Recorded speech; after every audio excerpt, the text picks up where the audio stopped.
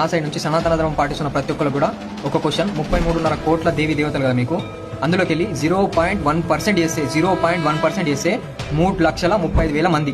ఇంతమంది పేర్లు మీకు గుర్తుండయి, మీకు నోటెడ్ ఉండయి. ఓకేనా? జస్ట్ 350 పేర్లు మాత్రం చెప్పండి. అది చెప్పిన తర్వాత అప్పుడు మాకు తెలుసని కామెంట్ చేయండి. దానికంటే ముందు కామెంట్ చేయకండి. ఈ వీడియో ఎవరికి షేర్ చేయాలి తెలుసా? వాళ్ళకి షేర్ చేసేసి మీ దేవుల పేరు చెప్పండి.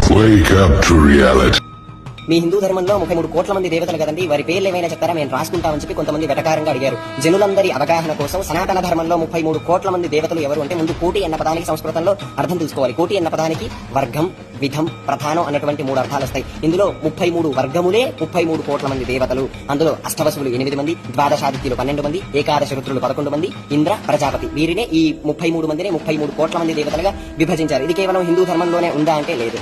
ఇటు పార్సీ మతంలోనూ ఇదే విధానంగా ఉంది. వారి మతానుసారం బౌద్ధంలోనూ ఉంది. బౌద్ధంలో 7 కోటి బుద్ధులు అంటారంటే 7 కోట్ల మంది బుద్ధులు అని అర్థం సార్వజనికంగా తీసుకున్నట్లయితే. కానీ దాని అంతరార్థం ఏంటంటే 7 ప్రధాన బుద్ధులు అని అర్థం. ఇప్పటి నుంచి ఎవరైనా మీ సనాతన ధర్మంలో 33 కోట్ల మంది దేవతలు ఎవరు అంటే ఈ వీడియో చూపించండి. నమో నమః.